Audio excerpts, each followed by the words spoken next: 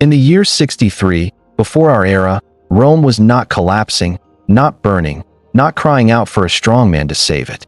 The streets were crowded. Elections were held. Laws were debated. On the surface, the Republic still worked. And that is precisely what made the danger so difficult to see. Because the real crisis was not chaos. It was pressure. The Roman Republic had reached a point where it could no longer absorb ambition without tearing itself apart. And this matters because the life of Julius Caesar is not the story of a villain overthrowing a healthy system, but of a system that quietly trained its most talented figures to break it simply in order to survive. You might think Caesar destroyed the Republic out of personal hunger for power. But in reality, the Republic had already created conditions where success required rule-bending, visibility without restraint, and constant escalation. Caesar did not invent those rules. He mastered them. Picture Rome in the early morning light. Stone streets already echoing with footsteps. Clients lining up outside their patrons' homes. The smell of smoke, animals, and sweat lingering in the air. Political slogans scratched into walls. Rumors moving faster than law. This is not a city at peace. It is a city under strain. So, before we start unraveling this, take a moment to like the video and subscribe, but only if you genuinely enjoy what I do here. And in the comments, consider this question carefully. Was Julius Caesar the man who destroyed the Roman Republic, or the man who revealed that it could no longer function as designed? Now let's step into the past and see how the machinery of this world actually worked. Julius Caesar did not enter Roman politics as a favorite of the system. He entered it already compromised. To understand why Caesar would eventually tear through every legal boundary Rome possessed, you have to begin with something far less dramatic than civil war or assassination. You have to begin with inheritance, not of wealth, but of political stigma. Caesar was born into the Julian clan, an old patrician family that possessed prestige but very little real power. Their glory was ancient, their resources thin, and their political alignment dangerous. By blood and marriage, Caesar was connected to the populace, the faction that claimed to speak for the people, but which Rome's elite increasingly viewed as destabilizing, vulgar, and threatening. This mattered immediately. In Rome, politics was not about ideas. It was about alignment. Who you stood with determined not just your career, but your survival. And Caesar's alignment placed him on the wrong side of history, at least according to the men who controlled the Senate. The moment that defined his early life came during the dictatorship of Sulla. Sulla did not merely defeat his enemies. He erased them. Through prescriptions, lists of condemned men, he legalized murder as policy. Property was seized. Families were destroyed. Politics became biological. Caesar was ordered to divorce his wife, Cornelia, because of her family connections. It was a test of obedience. He refused. This refusal nearly cost him his life. The detective moment here is not a battlefield or a speech, but a list, names written down, property reassigned, futures canceled with ink. Caesar learned something essential very early. The law did not protect you from power. Power decided how the law would be used. He fled Rome. Think about the psychological effect of this on a young man from an old family who was supposed to inherit status effortlessly. Instead of safety, his name attracted danger. Instead of opportunity, it triggered suspicion. Caesar did not learn to trust institutions. He learned to survive them. This is the first correction we must make. You might think Caesar was always destined for dominance, a natural-born ruler. In reality, his early career was shaped by vulnerability. He saw how quickly legality could be inverted, how morality could be weaponized, how the state could function perfectly while committing atrocities. That lesson never left him. When Sulla eventually spared him, it was not mercy, it was confidence. Sulla reportedly warned that Caesar would one day destroy the aristocracy because there are many Mariuses in that boy. That warning reveals something chilling. Rome could already see the danger. It simply believed it could control it later. For Caesar, the message was equally clear. Survival required visibility, protection, and leverage. In Rome, anonymity was fatal. Power had to be accumulated aggressively, or it would be taken from you. This is where the human cost begins. Caesar lived under constant threat, not of execution in battle, but of elimination through procedure. Exile, charges, debt, disgrace. Roman politics punished the body indirectly, through stress, fear, and precarity. Careers collapsed overnight. Families lost everything. The Republic did not need to kill you. It only needed to let others do it legally. There is a bitter irony here. Rome believed itself to be a republic of laws. Yet the more legal it became, the easier it was to destroy someone without ever appearing unjust. Caesar internalized this contradiction deeply.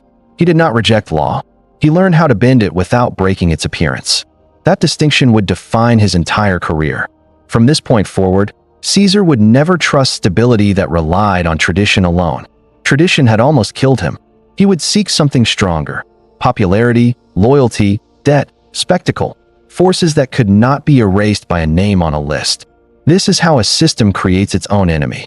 By teaching a talented, ambitious man that survival depends not on obedience, but on outgrowing the system's ability to punish you. Caesar did not start his life trying to overthrow the Republic. He started it trying not to be crushed by it. And that difference explains everything that followed. In the final decades of the Roman Republic, long before our era reached its turning point, political survival did not depend on quiet competence, moral restraint, or patient loyalty to institutions, but on something far more volatile and exhausting: being constantly seen, because in Rome, to fade from public attention was not to rest, but to become exposed, undefended, and eventually disposable. This is difficult for a modern listener to grasp. You might assume that power is safest when it is discreet, that influence grows best when protected from scrutiny. But in Rome the opposite was true, because visibility functioned as armor and obscurity functioned as vulnerability. And once a man slipped from the collective memory of the crowd, his enemies could move against him with terrifying efficiency, using law not as justice, but as a tool of erasure. This was the environment in which Julius Caesar learned how politics truly worked. Rome was not governed from quiet offices, but from streets dense with bodies, noise, obligation, and performance, where politicians began their days before sunrise receiving clients, promising favors they could not yet deliver, listening to grievances they could not yet resolve, and carefully measuring every public appearance, because a single missed ritual, a single absence from a public event, could be interpreted not as fatigue, but as weakness. In such a city, money was not simply wealth. It was momentum. Caesar understood very early that remaining financially modest in Rome was not prudence, but limitation, because public life demanded spectacle, games, festivals, feasts, buildings, gestures so large they could not be ignored. And those spectacles required enormous expense, far beyond what most families could sustain without borrowing. So Caesar borrowed. He borrowed recklessly, publicly, and on a scale that should have destroyed him, because in Rome debt did not merely signal risk. It created entanglement, binding powerful creditors to his survival, since a man who fails quietly repays no one, while a man who succeeds spectacularly repays everyone. Debt made Caesar dangerous to abandon. This is the first major misconception that must be corrected. You might think Caesar's debts were signs of irresponsibility or vanity, but they were, in fact, structural adaptations to a system that punished caution, because debt forced him to keep advancing, to keep winning offices, to keep expanding his influence, since stopping meant collapse, prosecution, or disgrace. The detective clue lies in the scale of the sums recorded by ancient writers, figures so vast that they defy common sense, and yet functioned precisely as intended, because they transformed Caesar into a shared liability, a man whose downfall would damage too many interests at once to be convenient. In Rome, being indispensable was safer than being innocent. The psychological cost of this strategy was immense. Living under permanent debt meant living under permanent acceleration, because there was no point at which Caesar could slow down, consolidate, or retreat into private life without triggering the legal mechanisms designed to dismantle isolated figures, mechanisms the Republic wielded with chilling efficiency against those who paused too long. Roman politics punished hesitation more reliably than aggression. This shaped Caesar's mind. He learned to think not in terms of stability, but of continuity, not in terms of security, but of scale, because the only safety available to him was the safety of being too visible, too popular, too connected to remove cleanly. There is a quiet irony here. The Republic believed that public accountability restrained ambition, yet its obsession with visibility and honor created a political environment in which restraint became indistinguishable from weakness, and moderation became a liability rather than a virtue. Visibility protected Caesar, but it also trapped him. Because once a man's survival depends on constant advancement, failure becomes existential, and compromise becomes dangerous, since every concession signals vulnerability to enemies who are waiting patiently for momentum to slow. The human cost of this system was carried in bodies and minds.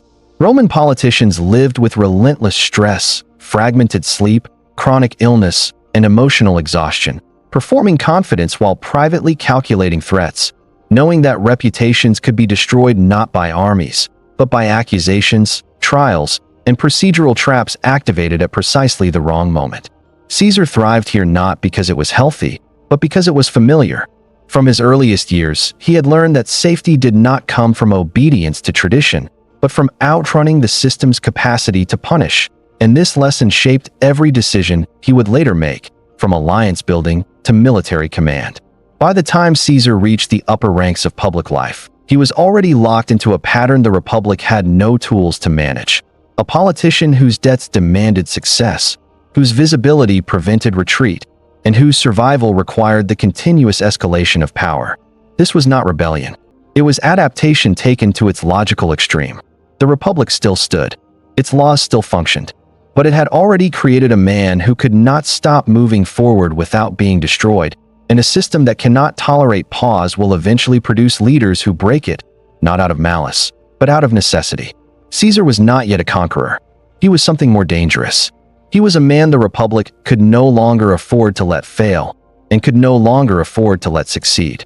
By the middle of the 1st century before our era, Roman politics no longer resembled a dignified contest of ideas carried out beneath marble roofs and solemn speeches, but instead functioned as a physical struggle played out in public space, where crowds, intimidation, timing, and sheer presence mattered far more than law, precedent, or moral argument. This is essential to understand.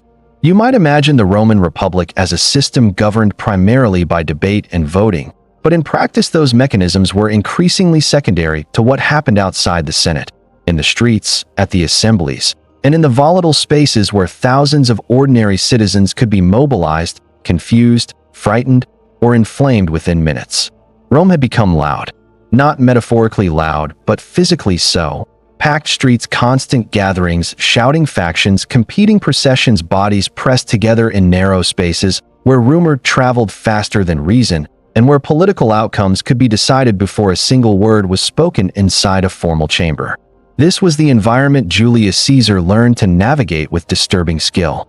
He understood that laws in Rome were not self-executing, because enforcement depended on magistrates who feared public reaction, on courts that could be swayed by noise and pressure, and on assemblies where votes were cast not in calm isolation, but in the presence of crowds capable of rewarding or punishing behavior instantly. Politics had become theater backed by threat. The detective clue lies in repeated episodes of violence that ancient sources describe almost casually. Meetings disrupted, officials chased away, votes delayed, because conditions were deemed unfavorable, not due to weather or omens, but because rival groups physically controlled the space required for legality to occur. Law still existed, but access to law had to be fought for. This is where Caesar's instincts sharpened. He did not retreat from this environment in disgust, nor did he attempt to reform it from above, because he recognized that moral superiority meant nothing if you could not occupy the street at the right moment. And so he learned to operate where legality and force blurred, using popularity, timing, and presence as tools just as real as statutes. This corrects another misconception. You might think Caesar rose because he corrupted a functioning system, but the system had already normalized intimidation long before his dominance, and men who refused to engage in it simply lost quietly and legally. As assemblies failed, careers stalled, and reputations eroded under pressure, they were unwilling to answer in kind. Caesar did not invent street politics. He accepted its rules. The human cost of this transformation was severe. Ordinary Romans found themselves drawn into conflicts they did not fully understand, their bodies used as instruments of power, their presence lending legitimacy to outcomes decided by organizers who knew exactly when to summon crowds and when to disperse them. Fear became ambient, not fear of invasion, but fear of being present at the wrong place, at the wrong time. When a political contest turned physical, and many citizens learned to follow power not because they agreed with it, but because opposing it in public could be dangerous to the body as well as the career. Caesar understood this psychology deeply. He learned that crowds did not need to be convinced. They needed to be directed, and that direction could be achieved through spectacle, generosity, symbolic gestures, and careful cultivation of loyalty among those who could mobilize people quickly when needed. This is where visibility turned into leverage. A man who could summon a crowd could delay votes, block rivals, and force negotiations without ever violating the letter of the law because the law required conditions that only stability could provide, and instability had become a political resource. There is a dark irony here.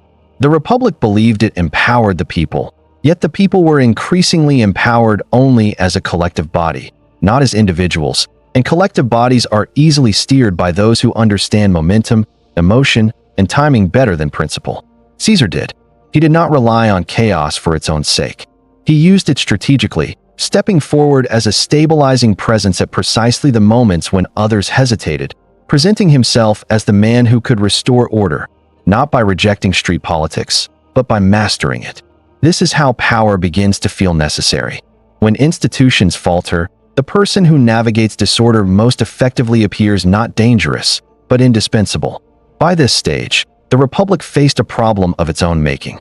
It had allowed physical pressure to become normal, had failed to protect legality from intimidation, and had rewarded those who could function within disorder, thereby elevating men like Caesar while sidelining those who insisted on procedural purity.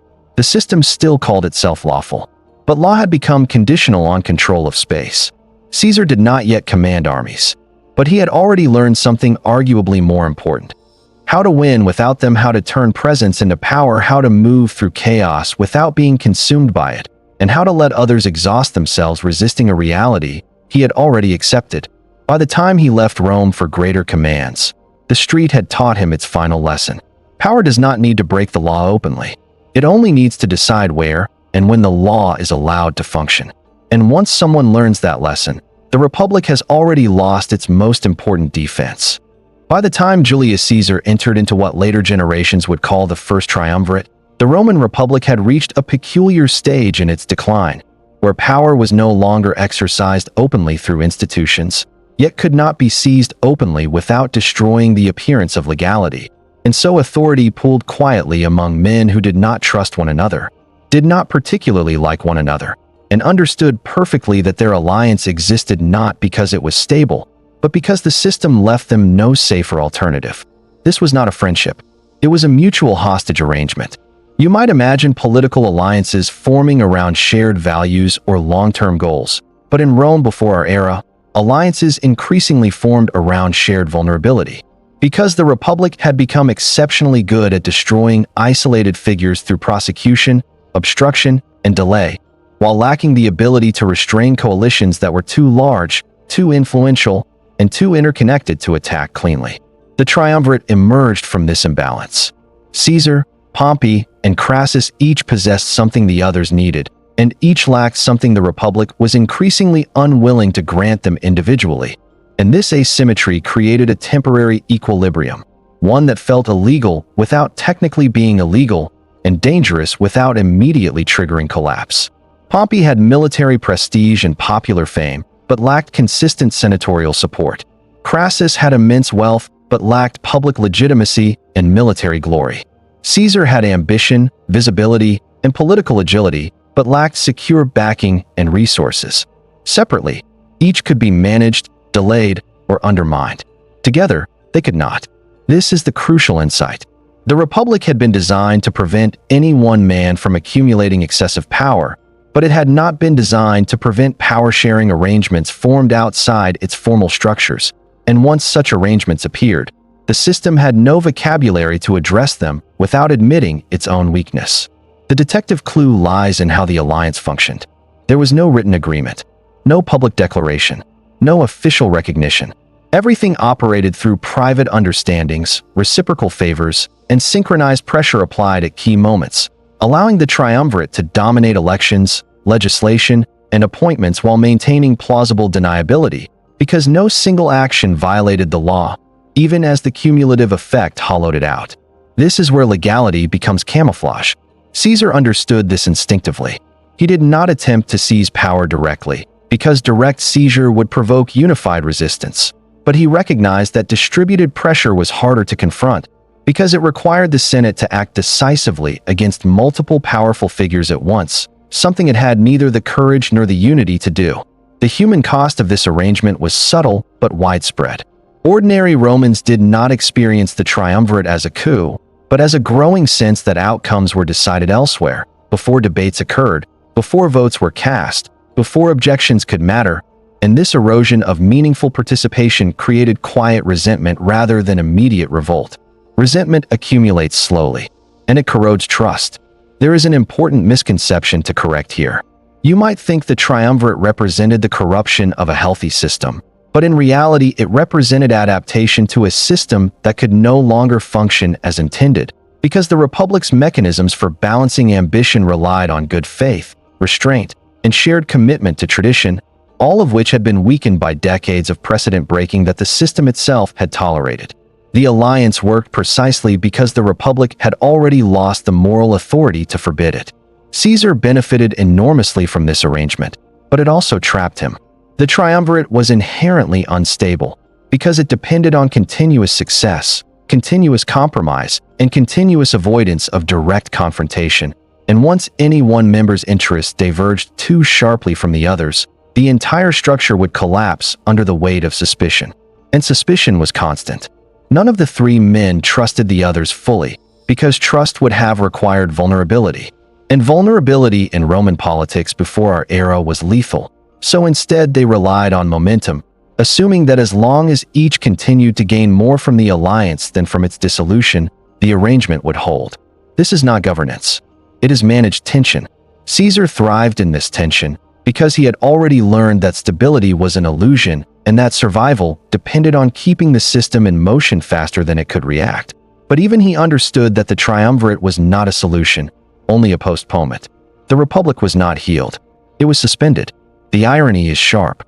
Rome feared kings, yet tolerated coalitions that functioned like kingship distributed across several men, because such arrangements felt less offensive to tradition, even as they achieved similar concentrations of influence. And by the time anyone could admit this contradiction openly, the precedent had already been set. Once power is shared informally, it becomes unaccountable formally. And accountability is the Republic's lifeblood. For Caesar, the triumvirate provided what he needed most at this stage: room. Room to secure offices. Room to avoid prosecution. Room to position himself for commands that would remove him physically from Rome, where enemies waited patiently for momentum to slow. He did not yet dominate the Republic, but he had learned how to outgrow it without alarming it. This was the alliance's true danger. It normalized extra-institutional power. Once normalized, it could be replicated, expanded, and eventually replaced by something more direct. The triumvirate did not end the Republic. It taught Rome that the Republic could be bypassed quietly, cooperatively, and temporarily, which is far more damaging than overthrow, because it trains elites to seek solutions outside institutions rather than repair them. By the time the alliance began to fracture, the damage was already done. Rome had learned to live with power it could not regulate.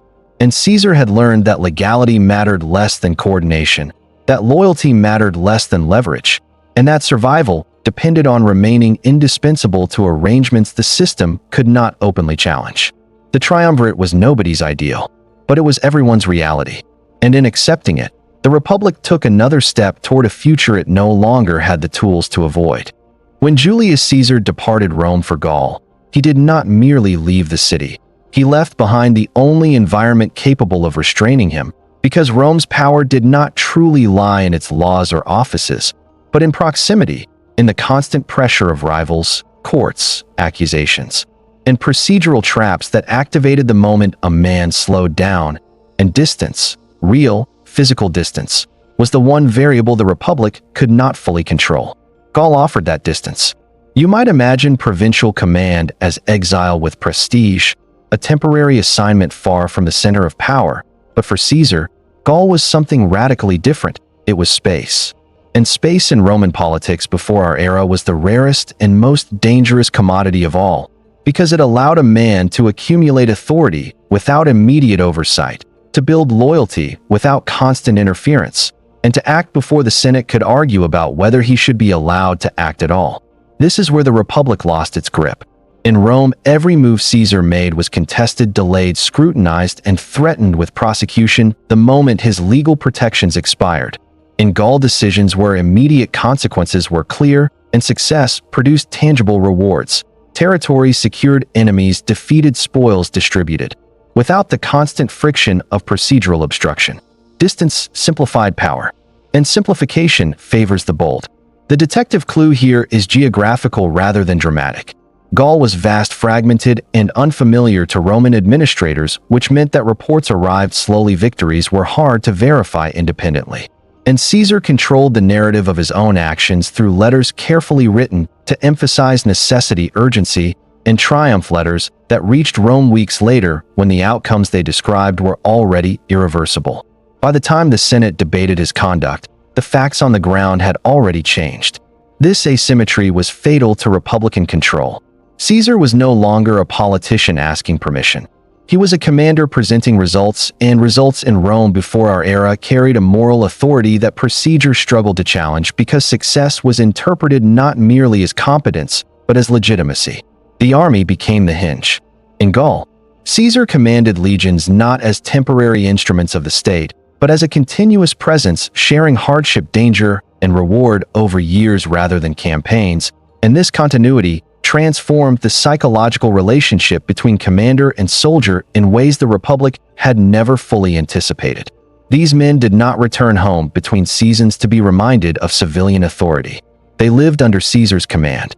They marched when he marched. They suffered when he suffered. They were rewarded when he rewarded them. Loyalty ceased to be abstract. It became personal. This corrects a common misconception. You might think Caesar's soldiers followed him because of ideology or propaganda, but in reality they followed him because he paid them reliably, protected them aggressively, and led them visibly, sharing risk in ways that made authority feel earned rather than imposed. The human cost of this intimacy was profound. Campaigning in Gaul meant exposure to cold, hunger, fear, and relentless violence, and soldiers' bodies absorbed this cost daily, feet splitting on frozen ground, stomachs empty during long marches, minds hardened by repetition of killing. Yet this suffering bound them more tightly to the one figure who seemed capable of giving it meaning. Caesar did not just command an army. He became its context. From Rome's perspective, this was deeply dangerous. The Republic assumed that distance weakened loyalty, that soldiers far from home would remain servants of the state rather than of a man, but distance in fact weakened oversight far more than allegiance, and Gaul functioned as a laboratory where personal power could be tested without immediate institutional resistance. Caesar learned what worked: decisive action, visible courage, generosity with spoils, swift punishment. These tools were not new, but in Gaul they could be applied consistently, without rivals interrupting, without courts threatening, without elections imposing artificial pauses. Power flowed in one direction. There is a quiet irony here. Rome sent Caesar to Gaul to remove him from politics, to occupy his ambitions safely at the edge of the empire. But in doing so, it gave him precisely what it had denied him at the center: time, continuity, and uncontested authority. Gaul did not radicalize Caesar. It clarified him.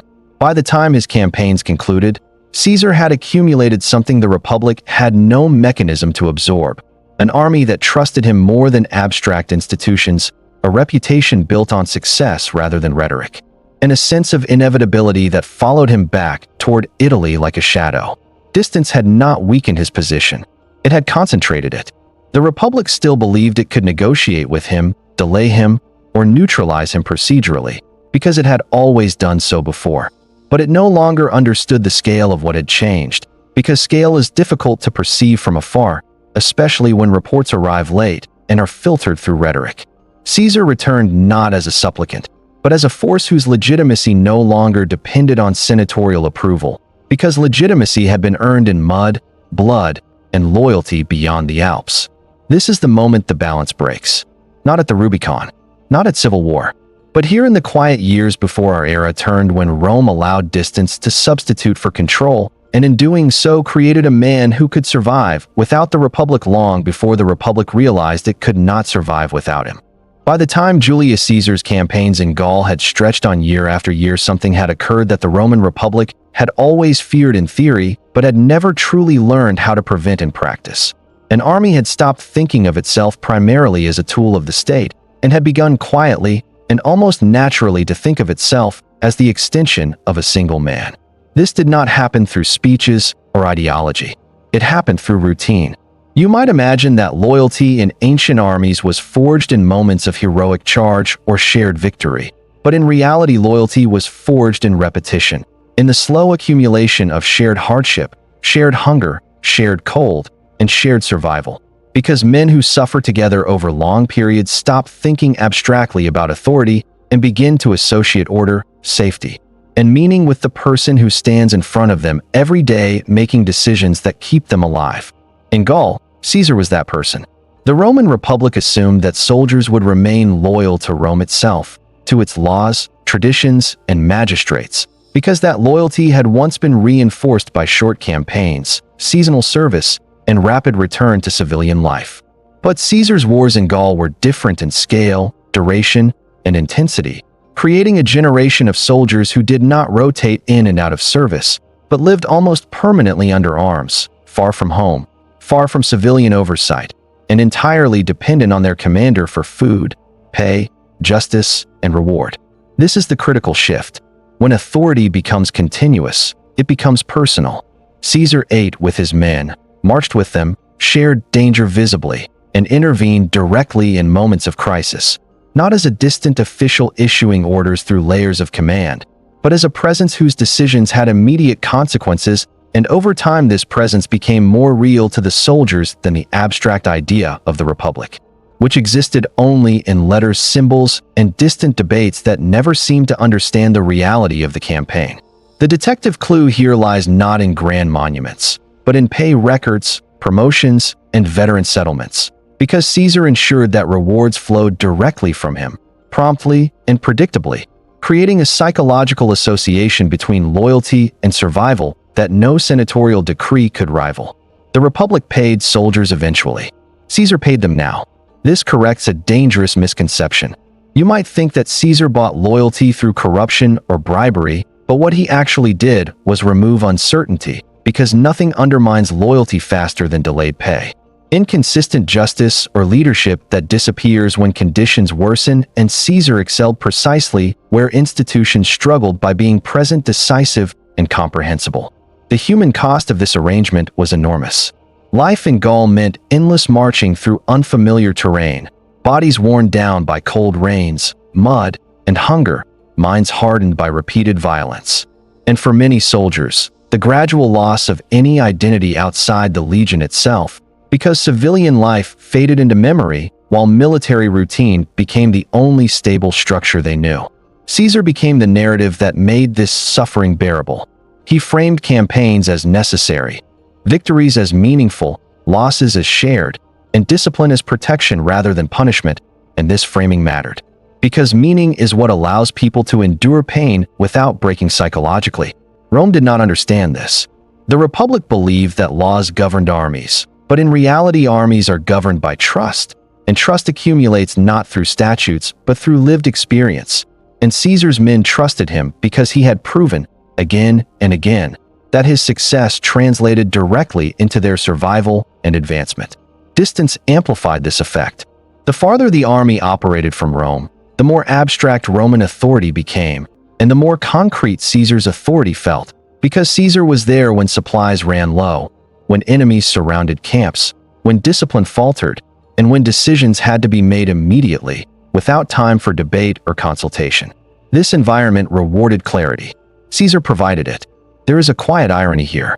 The Republic had feared kingship for centuries, yet it tolerated a system in which generals commanded men continuously for years, because it assumed that tradition and law would restrain ambition, even as it repeatedly placed individuals in positions where personal authority naturally eclipsed institutional loyalty.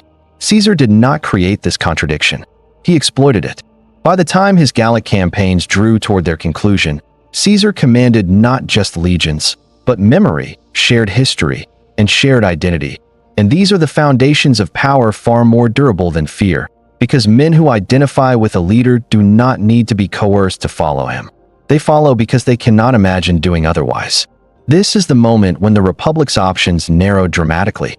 An army that belongs to one man cannot be neutralized through procedure, cannot be dissolved without resistance, and cannot be redirected without risking fragmentation, because its loyalty is no longer transferable in the abstract sense assumed by Republican theory. Caesar understood this, even if he did not yet act on it openly. He knew that his survival now depended not on Senate favor, but on maintaining the trust of men whose lives were bound to his fortunes, and that knowledge altered the balance of power fundamentally, because the Republic could threaten prosecution, exile, or disgrace, but it could not easily threaten a man whose authority rested on thousands of armed followers who trusted him more than distant institutions. This does not mean Caesar planned civil war from the beginning. It means that the structure of power had already changed. Once an army belongs to a man, the system that created that army must adapt, or be confronted by it. The Republic failed to adapt. It continued to behave as though Caesar were still a politician who could be managed through delay, negotiation, and legal pressure, failing to recognize that the center of gravity had shifted from Rome to the camps beyond the Alps, where loyalty was forged daily through experience rather than tradition. By the time Caesar turned his attention back toward Italy, the question was no longer whether the Republic approved of him, but whether it could absorb him without tearing itself apart. And the answer, though no one would admit it openly, had already been decided. The army that belonged to one man was not an accident. It was the logical outcome of a system that sent individuals far away with absolute authority and expected them to return unchanged. Caesar returned changed, and so had Rome. Long before Julius Caesar ever marched toward Italy, long before a single soldier crossed a river with irreversible consequences, the Roman Republic had already entered a state of quiet panic, not because it feared failure, but because it feared success, and this fear was deeply ingrained in its political memory. Because Rome had learned over centuries that the most dangerous enemy was never the foreign invader who could be defeated openly, but the victorious general who returned home with prestige, loyalty, and expectations the system could not satisfy. This fear shaped everything. You might think a republic celebrates its champions, but Rome did not, at least not for long. Because every extraordinary success created a contradiction the system struggled to resolve. How do you reward achievement without empowering the achiever beyond control? And how do you restrain power without appearing ungrateful or unjust? Rome had no good answer. Instead, it relied on delay, suspicion, and procedural friction, hoping that time would soften ambition and that rivals would erode reputations quietly, without the state needing to act decisively. Caesar's victories in Gaul, therefore, did not inspire relief. They inspired anxiety.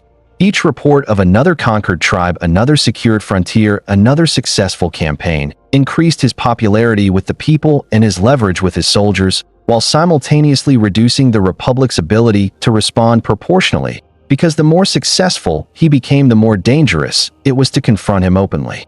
This is the paradox of Republican fear. Failure can be punished. Moderate success can be managed.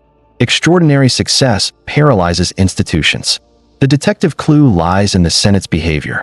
Rather than confronting Caesar directly while his power was still limited, Rome debated, postponed, and argued over technicalities, length of command, dates of return, procedural requirements, because these were the only tools available to a system that had lost the confidence to act decisively against one of its own heroes. Law became a shield for hesitation, and hesitation widened the gap between Caesar and the Republic. The human cost of this fear was subtle but corrosive. Ordinary Romans watched as debates dragged on, as victories were celebrated in public but treated with suspicion in private, and as a man who seemed to deliver tangible results was met not with clarity, but with ambiguity, creating the impression that the system no longer knew how to reward competence without threatening itself. This eroded trust. People do not demand perfection from institutions. They demand coherence. Rome's response to Caesar appeared incoherent, because it praised his achievements while simultaneously signaling that those achievements made him suspect, a contradiction that undermined the moral authority of the Senate and made Caesar appear, by contrast, decisive and straightforward. Caesar understood this psychology instinctively. He did not rush confrontation. He allowed fear to grow.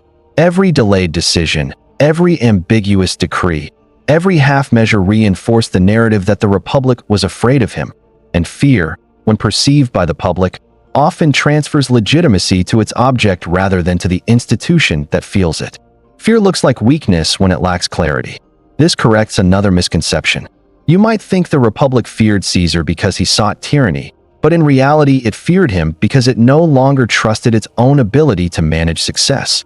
Having hollowed out its traditions through decades of precedent-breaking, favoritism, and selective enforcement that had already weakened the norms meant to restrain ambition.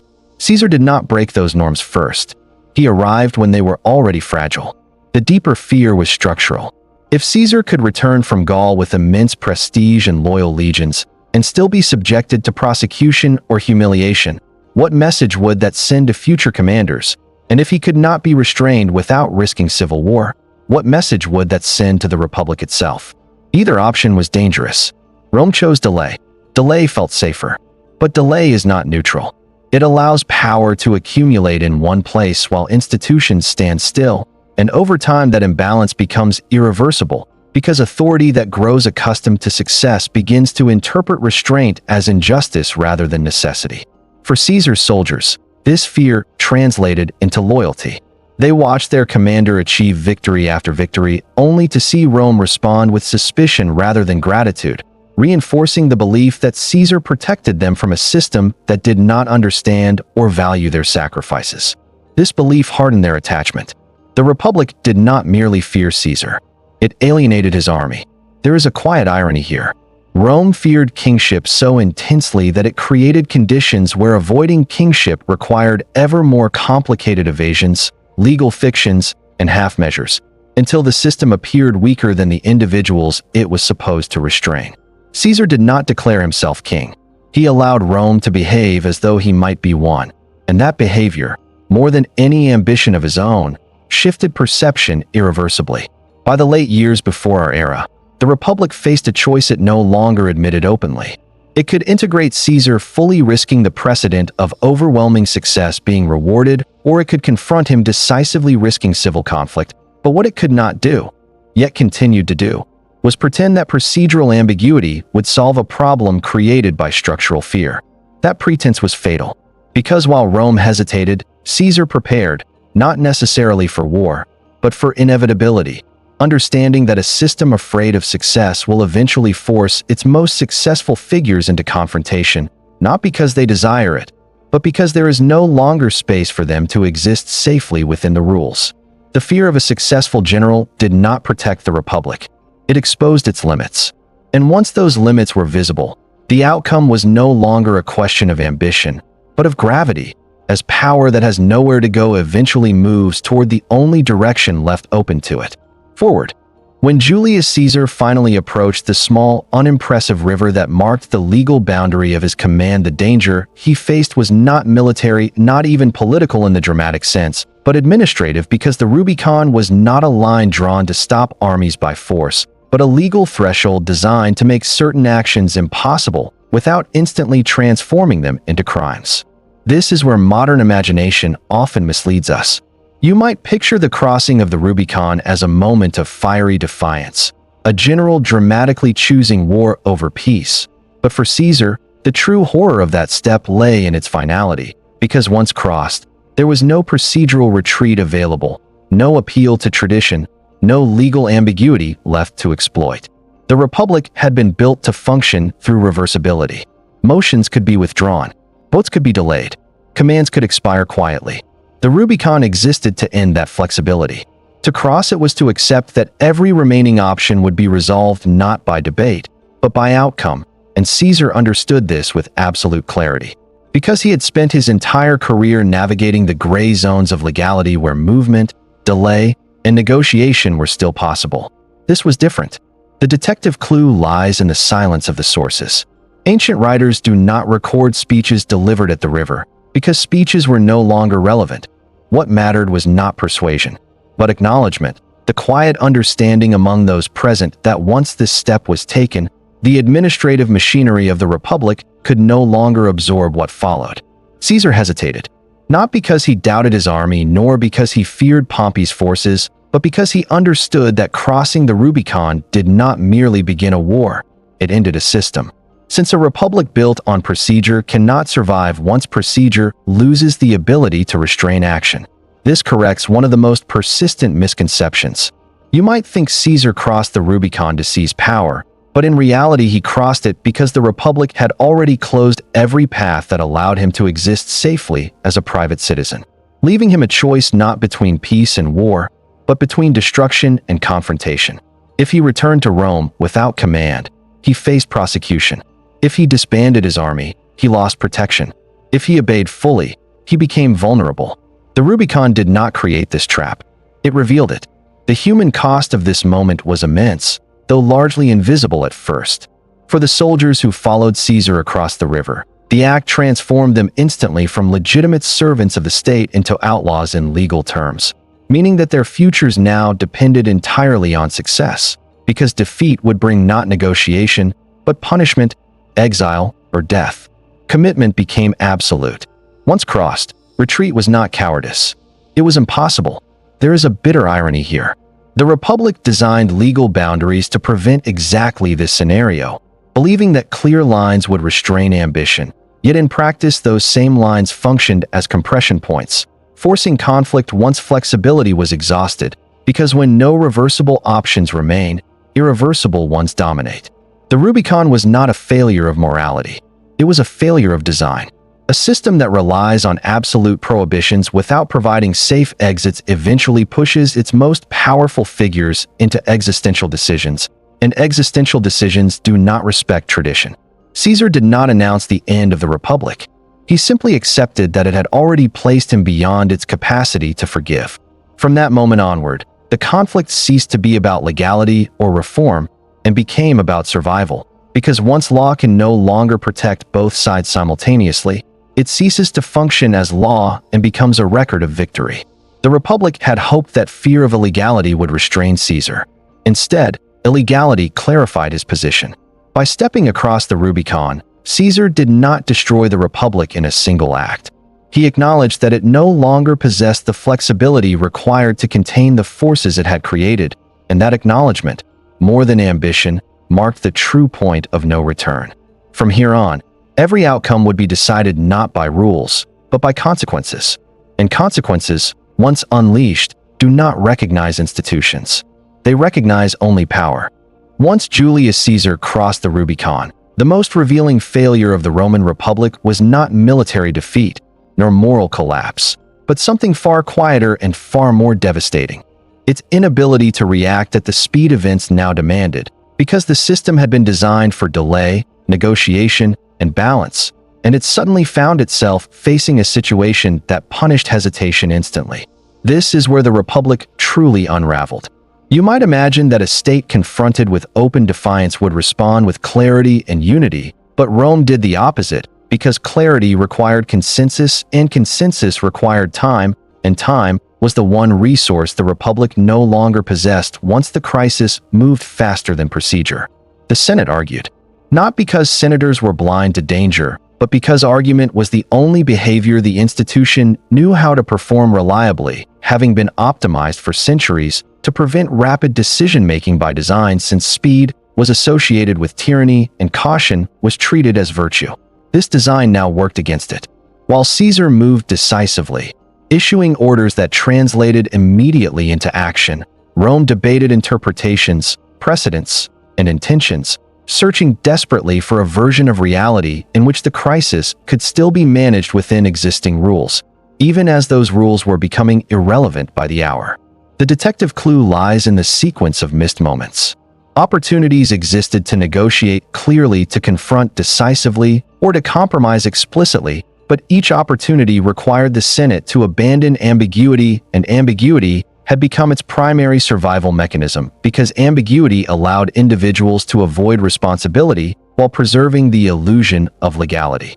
No one wanted to be the first to admit that the rules no longer worked. The human cost of this paralysis was immediate. Citizens watched confusion spread, officials contradict one another, and authority fragment into competing interpretations of legitimacy. And in such moments, people do not choose sides based on law, but based on confidence, because confidence suggests safety, and safety becomes the most persuasive argument when institutions appear uncertain. Caesar projected confidence. The Republic projected procedure. Procedure sounds weak when the ground is moving. This corrects a deep misconception. You might think the Republic fell because it was too corrupt or too immoral to respond, but in reality it fell because it was too committed to a system that required slowness to function, and once speed became decisive, that commitment turned into liability. The Republic did not lack intelligence. It lacked tempo. For decades, Rome had believed that delaying decisions was a form of wisdom, that time cooled ambition, and that crises resolved themselves when allowed to dissipate through debate. But Caesar's actions exposed the flaw in this belief. Because some crises accelerate when delayed, feeding on hesitation until hesitation itself becomes the trigger for collapse. Every day of indecision strengthened Caesar's position, not because he gained territory immediately, but because he gained momentum, and momentum is psychological before it is physical, shaping expectations long before outcomes are known. The army watched the Senate hesitate. Provincial elites watched Rome argue. Allies waited for direction that did not come. And in that waiting, allegiance shifted quietly toward the figure who seemed to understand the urgency of the moment. There is a bitter irony here. The Republic had always feared decisive individuals, yet when decisiveness became necessary, it could not produce it collectively. Because its structure rewarded caution, delay, and shared responsibility, not clarity or speed. Caesar did not need to defeat the Republic militarily to undermine it. He only needed to move faster than it could think. The Senate's failure was not cowardice. It was institutional inertia. Inertia is invisible until motion begins elsewhere. Once Caesar acted, the Republic discovered that its greatest strength, procedural restraint, had become its greatest weakness, because restraint without leverage is indistinguishable from surrender when facing a moving force. The human mind struggles with this shift. People accustomed to stable rules do not adapt easily to situations where outcomes are determined before deliberation concludes. And many Romans continued to behave as though the crisis could still be contained within familiar boundaries, long after those boundaries had lost their power. This delay created a moral inversion. Those who urged swift action appeared reckless. Those who urged caution appeared responsible. Yet reality rewarded speed. By the time the Senate understood that delay itself was now the danger, Caesar had already positioned himself as the only actor capable of imposing order, not through rhetoric, but through action that aligned with the new tempo of events. This is how legitimacy moves. It does not shift because laws change. It shifts because expectations change. The Republic's inability to react was not a momentary failure. It was the culmination of decades spent optimizing a system to prevent domination by individuals, without preparing it to confront individuals who learned how to operate outside its rhythm. Once that mismatch became visible, no speech, decree, or emergency measure could repair it quickly enough. The Republic could still speak, but Caesar could still act. And in moments of crisis, action carries authority long before it acquires justification. The tragedy of the Roman Republic is not that it was overthrown by force, but that it was outpaced, left behind by events moving too quickly for its processes to handle, until by the time it recognized what was happening, the outcome had already been decided by momentum rather than law. From this point onward, the struggle was no longer between Caesar and the Republic. It was between speed and structure. And structure, once overtaken, rarely catches up. What ultimately unsettled the Roman Republic was not that Julius Caesar won the civil war, but how he won it, because his victories were not chaotic, not brutal in the way Romans expected civil conflict to be, and not accompanied by the kind of widespread terror that would have justified emergency resistance, but instead unfolded with alarming speed and efficiency, leaving institutions intact while stripping them of relevance. This is deeply counterintuitive. You might assume that a republic collapses when violence overwhelms it, when blood fills the streets and chaos destroys legitimacy, yet Caesar's advance produced the opposite effect, because he moved so decisively, so selectively, and with such apparent restraint that the system never experienced the shock it needed to justify extraordinary measures. He won too cleanly. Cities opened their gates. Officials defected quietly. Armies dissolved rather than fought. And each bloodless success weakened the Republic more effectively than massacre ever could, because it denied the Senate the moral language of emergency, the vocabulary of survival that would have allowed it to suspend norms openly and rally resistance. The detective clue lies in absence. There were no mass purges, no burning of Rome, no immediate reign of terror. Instead, there was continuity, and continuity is dangerous during collapse, because it convinces people that the system still functions even as its authority evaporates. Caesar understood this instinctively. He did not seek destruction. He sought irreversibility. By defeating opponents swiftly and offering reconciliation rather than revenge, he removed the emotional fuel that sustains resistance. Because fear can mobilize opposition, but relief dissolves it, and Caesar's enemies found themselves alive, spared, and politically irrelevant rather than martyred. This corrects a major misconception. You might think Caesar's restraint was moral generosity, but in reality, it was strategic containment, because mercy fragmented opposition, preventing it from coalescing around shared suffering, while simultaneously portraying Caesar as the only figure capable of ending instability without destroying Rome itself. The human cost of this strategy was psychological. Romans experienced disorientation rather than terror, watching familiar institutions continue to exist without understanding who now controlled them, and disorientation breeds passivity, because people hesitate when they cannot clearly identify the moment of rupture. Caesar delayed that moment deliberately. He allowed the Republic to appear alive long after it had lost autonomy, creating a transitional space where resistance felt unnecessary and adaptation felt reasonable. And in that space, habits changed quietly, expectations shifted subtly, and obedience reorganized itself around a new center of gravity. There is a sharp irony here. The Republic had prepared itself for violent usurpation. It had not prepared itself for competent replacement. Its safeguards assumed that tyranny would announce itself loudly, violently, and unmistakably. And so when Caesar governed efficiently, restored order, and avoided spectacle, those safeguards never triggered fully, leaving the system defenseless against a takeover that looked like stabilization. Victory without chaos is harder to resist than victory through terror. The Senate continued to meet. Magistrates continued to serve. Courts continued to operate. But all now did so in the shadow of a man whose authority no longer depended on their approval, because approval had been replaced by acceptance, and acceptance is the most subtle form of submission. For Caesar's supporters, this confirmed his legitimacy. For his opponents, it created paralysis. How do you oppose a man who does not behave like a tyrant, who punishes selectively, who restores order, and who offers reconciliation to those who surrender, especially when the alternative appears to be prolonged conflict that no one truly wants? The Republic had no answer. Its moral framework required villains. Caesar refused to play one.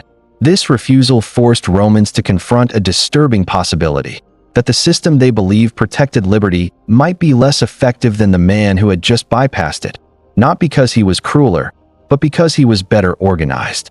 The deeper danger lay in precedent. By winning cleanly, Caesar demonstrated that power could be consolidated without dismantling institutions openly, teaching future leaders that destruction was unnecessary if control could be achieved quietly, efficiently, and with minimal disruption. This lesson outlived him. The Republic's failure here was not military. It was imaginative. It could not imagine a scenario where its end looked like calm, where collapse felt like relief, and where the loss of autonomy arrived wrapped in the language of restoration and order. Caesar did not abolish the Republic. He made it optional. And once institutions become optional, they cannot defend themselves, because participation becomes a matter of convenience rather than obligation. By winning too cleanly, Caesar removed the urgency that resistance required, allowing Rome to slide into a new political reality without the trauma that might have provoked reflection or reform. This is the quietest kind of ending. Not a fall, a transition. And transitions are where systems die most easily, because no one ever quite agrees on when to fight back. When Julius Caesar chose to spare his enemies after defeating them, many Romans interpreted this restraint as generosity, as evidence that the Republic might yet survive beneath his dominance.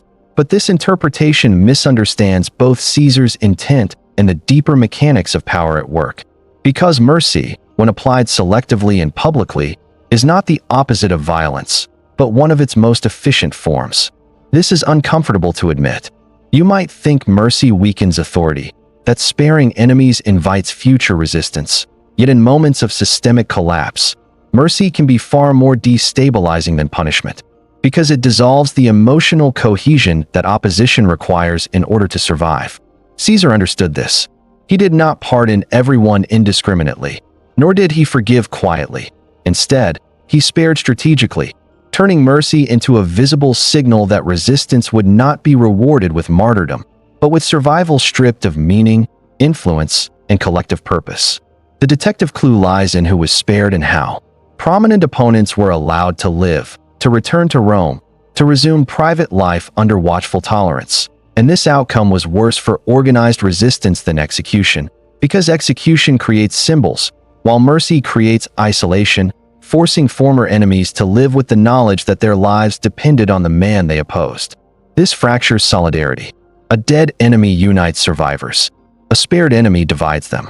The human cost of this policy was psychological rather than physical, and therefore harder to see, because men who expected death found themselves alive but irrelevant, carrying the quiet humiliation of dependence, uncertain whether gratitude, silence, or withdrawal was expected of them. And this uncertainty eroded the moral clarity that resistance depends on. Caesar removed the language of heroism from opposition. He replaced it with ambiguity. This corrects a central misconception. You might think Caesar's mercy was evidence of restraint or idealism, but in reality it functioned as a form of containment, because mercy denied the Republic its most powerful tool in crisis: moral polarization, the clear division between tyrant and defender of liberty that could mobilize fear, loyalty, and sacrifice. Without that division, resistance withered. The Senate could not rally around victims. The people could not rally around injustice. Everyone waited. Waiting favors the victor. There is a sharp irony here. Rome had always believed cruelty marked tyranny, and so it prepared itself psychologically to resist cruelty. But it had no framework for resisting competence paired with restraint, because restraint blurred moral boundaries and made opposition feel excessive, emotional, or even irresponsible. Caesar weaponized calm. By avoiding mass reprisals, he normalized his authority quickly, allowing daily life to resume, markets to reopen, and routines to continue. And routine is the enemy of resistance, because once life feels stable again, the motivation to risk everything for abstract principles evaporates. Stability seduces. The Republic had relied on fear to enforce loyalty in emergencies. Caesar replaced fear with relief, and relief is far more disarming. Because people rarely revolt against the person who ends uncertainty, even if that certainty arrives at the cost of autonomy. The soldiers saw this too. They watched their commander defeat enemies decisively and then restrain himself, reinforcing the belief that their loyalty served not chaos, but order, not destruction, but restoration, and this belief justified their actions psychologically, making it easier to follow him without questioning the larger implications. Mercy reassured supporters as much as it disarmed opponents. The long-term effect was corrosive. By sparing enemies, Caesar kept alive individuals who could later become symbols of resistance. But by sparing them without restoring their power, he ensured that resistance remained fragmented, hesitant, and perpetually uncertain about timing, leadership, and legitimacy. Opposition became a private emotion rather than a public movement. Private emotions do not overthrow systems. There is another layer. Mercy shifted responsibility. Once Caesar spared someone, any future resistance by that person could be framed as ingratitude rather than principle, morally isolating dissenters and making repression appear justified if it eventually occurred. Mercy prepared the ground for future violence while postponing its necessity. This is why mercy here was not kindness. It was delay with leverage. The Republic did not understand how to counter this. Its traditions assumed that power either punished or withdrew, that authority either ruled harshly or relinquished control, and Caesar did neither, occupying an ambiguous space where he could claim legitimacy without provoking unified opposition. Ambiguity was his shield. The human mind struggles with ambiguity.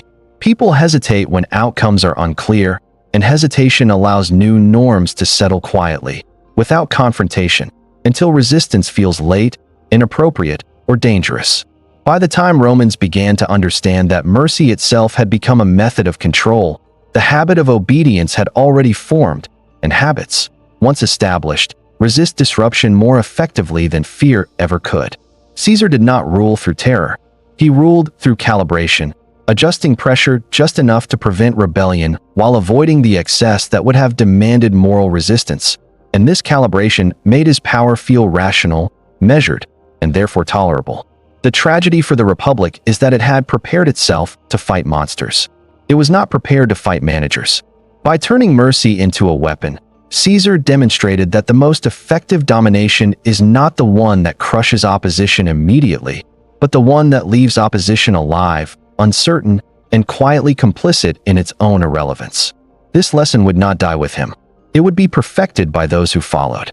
When Julius Caesar accepted the title of dictator repeatedly, and for longer durations than tradition allowed, what terrified the Roman elite was not the accumulation of authority itself, because Rome had endured extraordinary powers before, but the absence of the symbols that would have made that authority easy to name, oppose, and morally condemn. Since Caesar ruled without a crown, without a throne, and without the explicit language of kingship that the Republic had trained itself for centuries to recognize as the ultimate danger, this absence mattered enormously. You might assume that tyranny announces itself through spectacle, through visible rupture, through unmistakable symbols that declare the end of one order and the beginning of another. But Caesar did the opposite, because he understood that Rome's deepest political reflex was not hatred of power, but hatred of monarchy, and that any ruler who avoided the symbols of kingship could stretch authority far beyond what the Republic was psychologically prepared to resist. Caesar did not call himself king. He allowed others to debate whether he might be one. That debate consumed Rome. The detective clue lies in ceremony rather than policy. Caesar accepted honors gradually, incrementally, each one defensible in isolation, each one presented as temporary, necessary, or symbolic. And because none of them alone crossed a clear red line, opposition struggled to organize around them, since outrage requires clarity, and Caesar offered only ambiguity. A crown can be rejected. A process cannot. The human cost of this ambiguity was confusion, because Romans found themselves living under a man who held unprecedented power while still speaking the language of republican restoration. And when words and reality diverge without openly colliding, the mind adapts by lowering resistance rather than sustaining constant outrage. People grow tired. They normalize. This corrects a familiar misconception. You might think Caesar failed to become king because he was stopped, but in truth, he never needed the title because titles concentrate resistance, while function disperses it, and Caesar had already acquired the function of supreme authority without triggering the symbolic defenses designed to repel it. He governed openly. He reformed decisively. He did not hide, and that openness made opposition look paranoid. The Senate continued to meet. Magistrates continued to serve. Law continued to be cited.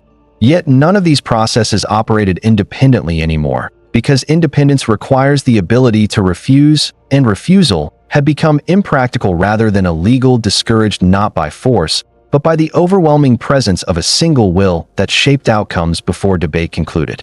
There is a cruel irony here. Rome had defined liberty as the absence of a king, not as the distribution of power, and Caesar exploited that definition, perfectly proving that a republic can lose its freedom while preserving its language, its rituals, and its offices intact. The soldiers understood this instinctively. They did not need Caesar to be king to follow him, because kingship mattered less than continuity. And Caesar provided continuity in a world that had grown exhausted by uncertainty, civil conflict, and procedural paralysis. For ordinary citizens, this produced relief rather than fear. Markets stabilized. Violence subsided.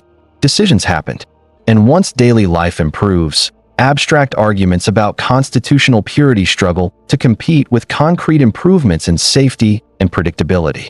Caesar offered function over form. Function wins. The deeper danger lay in precedent.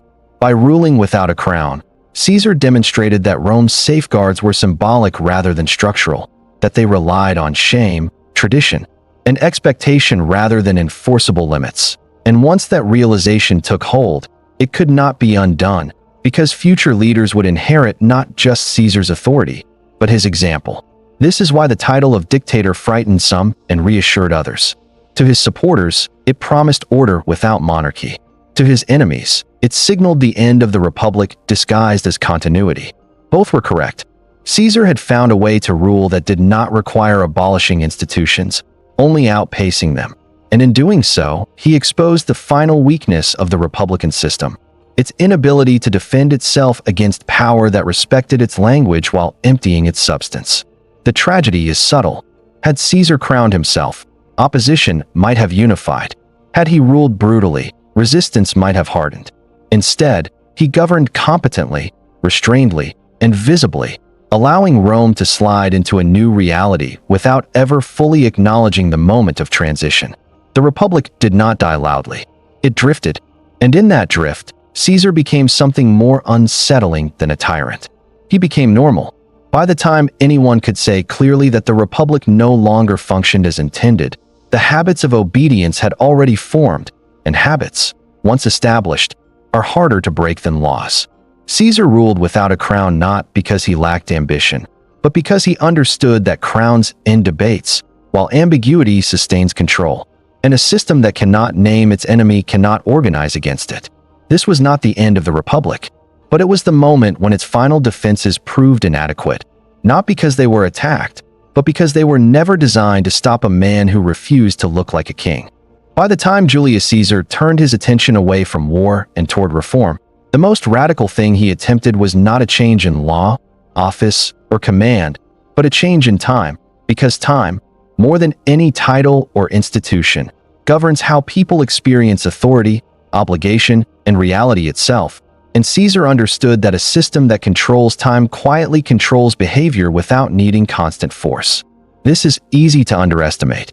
You might think calendars are neutral tools, passive measurements of days and seasons. But in Rome before our era, the calendar was a political instrument, manipulated by priests, magistrates, and elites to delay elections, extend terms, shorten obligations, and create confusion that benefited those who understood the system best. And that confusion had become so severe that even ordinary citizens no longer knew precisely when years began or ended. Time had become negotiable, and negotiable time favors insiders.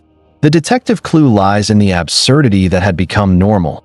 Years stretched or shrank at convenience. Festivals drifted out of season, agricultural cycles misaligned with official dates, and legal deadlines became flexible tools rather than fixed limits, allowing power to hide behind complexity while claiming tradition as justification. This instability mattered deeply.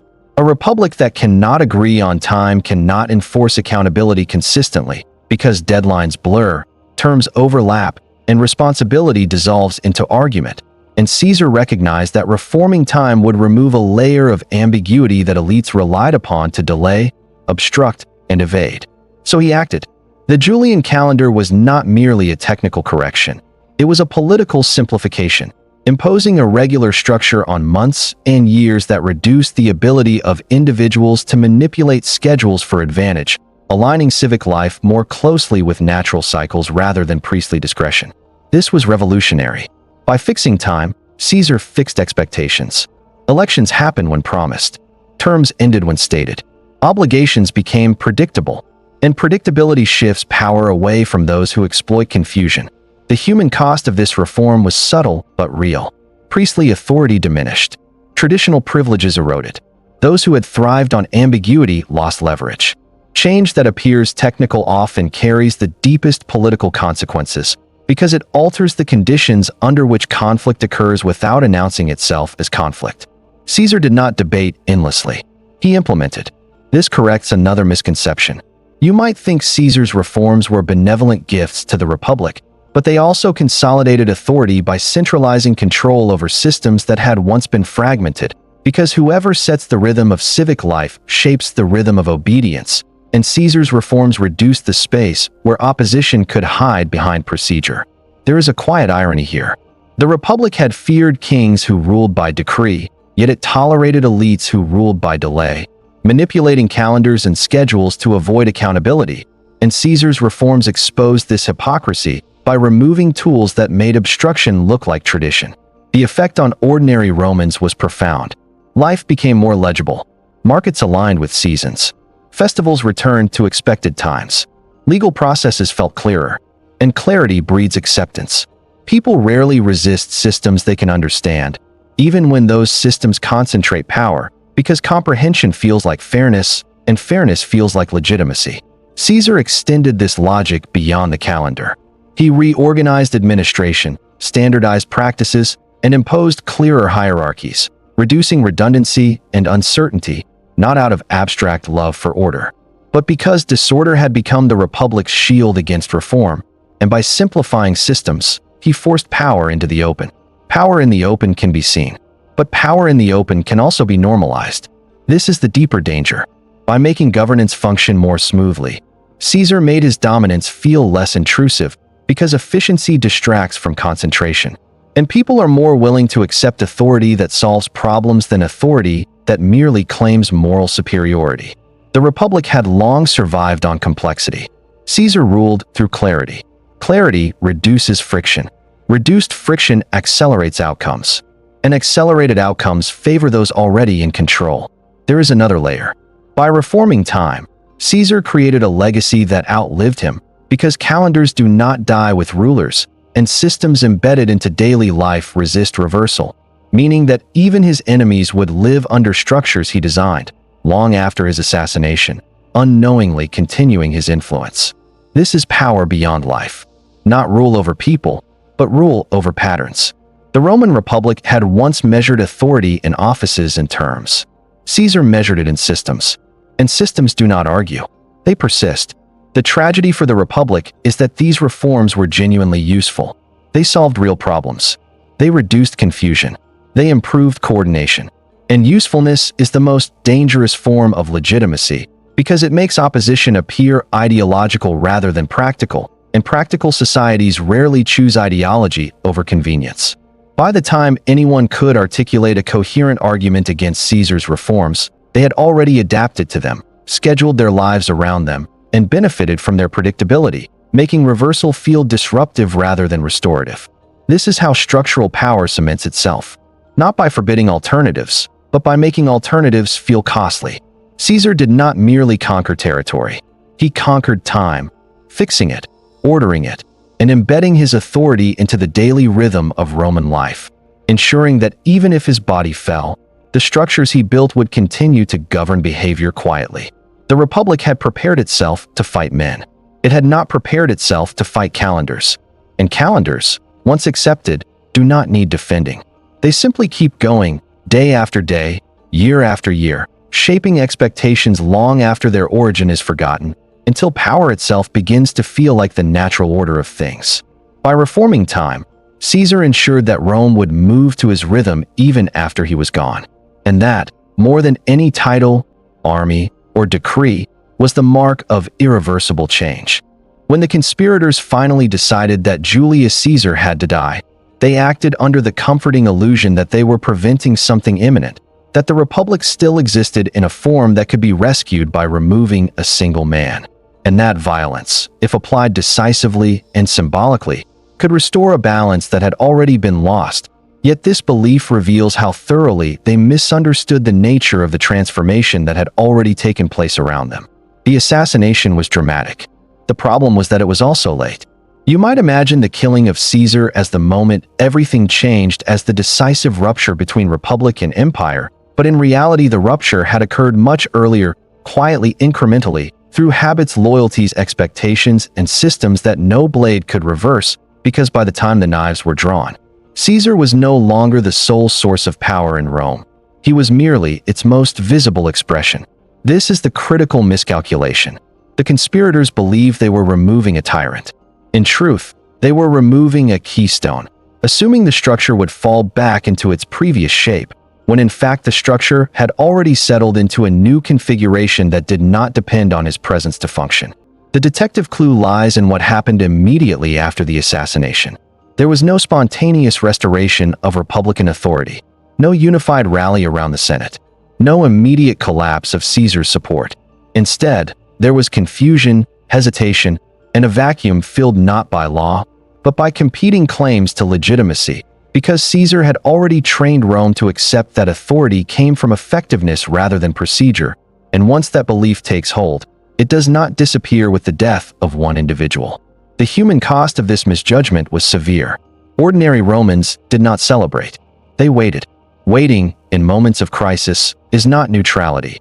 It is uncertainty, and uncertainty favors those with organization, loyalty, and momentum, none of which the conspirators possessed in sufficient measure because they had focused on the act of killing rather than on the structure of power that would remain afterward. They had a plan for a moment. They had no plan for a system. This corrects one of the most persistent myths. You might think Caesar's death proved that the Republic still had defenders willing to risk everything, but courage without structure cannot govern, and the conspirators underestimated how deeply Caesar's authority had been embedded into daily life through reform's patronage, military loyalty, and administrative clarity that continued to function even in his absence. The calendar still ran on his system. The army still thought in his terms. The people still expected decisions, stability, and direction. None of these expectations died with him. There is a grim irony here. The conspirators killed Caesar to save liberty, yet their act confirmed the very lesson Caesar had taught Rome. That decisive action mattered more than legality, and by choosing violence as their solution, they validated the logic they claimed to oppose, proving that force, not procedure, was now the ultimate arbiter. The Republic could not reassert itself because it had already lost its monopoly on tempo. Events moved too quickly for deliberation. Crowds reacted before debates concluded. Armies waited for commands from figures they trusted, not from institutions that appeared indecisive. The assassination created shock, but shock without coordination dissipates rapidly, leaving behind fear rather than purpose, and fear does not rebuild systems, it fragments them. This is where the tragedy deepens. The conspirators believed that by removing Caesar they were removing the problem, but the problem was not Caesar. It was the mismatch between a slow, tradition-bound political system and a world that now rewarded speed, clarity, and concentration of authority, a mismatch Caesar had exploited but did not invent. Once that mismatch existed, someone would fill the space. If not Caesar, then another. The Senate discovered this almost immediately, as it struggled to project authority without the instruments it had allowed to atrophy: clear command over armies, trusted leadership, and public confidence. And in that struggle, figures shaped by Caesar's methods, rather than by Republican tradition, rose naturally to the surface. Power flowed downhill, and the slope had already been carved. The assassination did not reset the Republic. It exposed its exhaustion. A system that can only be defended by murder has already lost its moral foundation, and a system that cannot function after removing a single individual has already ceded its structural resilience. Caesar's death solved a symbolic problem. It worsened a practical one. By the end of that day, Rome had not regained its freedom. It had lost its last illusion that freedom could be restored by returning to an earlier moment, because history does not rewind, and systems do not unlearn the lessons that made them effective. The Ides of March did not mark the fall of Caesar's project. They marked the point at which Rome learned, too late, that the project no longer needed him. When the dust settled after Julius Caesar's death, the Roman Republic did not reassert itself, did not heal, and did not return to equilibrium, because equilibrium requires shared belief, and belief in the Republic as a functioning system had already dissolved long before the knives were drawn, leaving behind only habit, nostalgia, and fear of admitting what had become obvious. This is the final, uncomfortable truth. You might think systems collapse when someone destroys them deliberately, but far more often they collapse when they outgrow their own design, when the conditions that once made them stable begin to reward behaviors they were never meant to tolerate until those behaviors become normal, necessary, and finally unavoidable. Caesar did not end the Republic. He revealed that it no longer worked. The detective clue lies in what followed his assassination. No return to normal governance. No restoration of shared authority. No renewed trust in deliberation. Instead, power fragmented briefly, then reconsolidated rapidly around figures who had learned the same lessons Caesar had mastered. That loyalty matters more than legality, that speed outpaces debate, and that control of systems outweighs control of offices. This pattern did not begin with Caesar. It merely became visible through him. The Republic had been designed for a small city-state with limited territory, seasonal armies, and elites bound by shared norms. But Rome before our era was none of those things anymore. It was vast, unequal, militarized, and exhausted by internal competition, and in such an environment, restraint ceased to be virtuous and became dangerous. Ambition no longer needed justification. It needed results. The human cost of this transformation was profound. Ordinary Romans did not experience the end of the Republic as a dramatic fall, but as a gradual shift in expectations where decisions came from fewer places, resistance felt riskier, and participation became symbolic rather than effective, producing a quiet sense of disempowerment rather than open rebellion. People adapted. Adaptation is how systems die peacefully. Caesar's life demonstrates a pattern that repeats throughout history. When institutions cannot absorb talent without being threatened by it, talent will eventually bypass them. And when bypassing becomes more effective than reform, the system's moral authority evaporates, even if its structures remain standing. Rome still had a Senate. It still held votes. It still spoke the language of liberty. But language without leverage is performance, and performance cannot compete with power that delivers outcomes. There is a final irony here. Caesar is remembered as the man who destroyed the Republic, yet the Republic itself had spent decades dismantling the very norms that once restrained figures like him, tolerating exception after exception, precedent after precedent, until legality became flexible and authority personal. Caesar simply used what was available. He did not invent the tools. He perfected them. Once perfected, they could not be unlearned. This is why killing Caesar solved nothing. You cannot restore a system by removing the individual who demonstrated its failure, because the demonstration remains valid even in his absence, and the next generation will remember not the moral arguments against him, but the effectiveness of his methods. The Republic's true collapse was not a moment. It was a realization that order could be imposed faster than consensus could be built, that stability could be achieved without shared governance, and that people, when faced with uncertainty, will choose predictability over principle more often than they admit. Caesar forced Rome to confront this reality, and Rome chose accordingly. By the time the empire formally emerged, the Republic had already been living on borrowed time, sustained more by memory than by function, and what followed was not a betrayal of Republican ideals, but their quiet retirement, replaced by a system better suited to the scale, speed, and complexity of the world Rome had created. History is rarely fair. Systems are rarely replaced by something morally superior. They are replaced by something that works. Caesar's legacy is not tyranny. It is proof. Proof that the Roman Republic, for all its brilliance, had reached a point where its greatest strength, its resistance to domination, had become its greatest weakness, and once that inversion occurred, the end was not a tragedy, but an inevitability. The Republic did not fall. It was outgrown. And Julius Caesar was simply the first to make that impossible to ignore.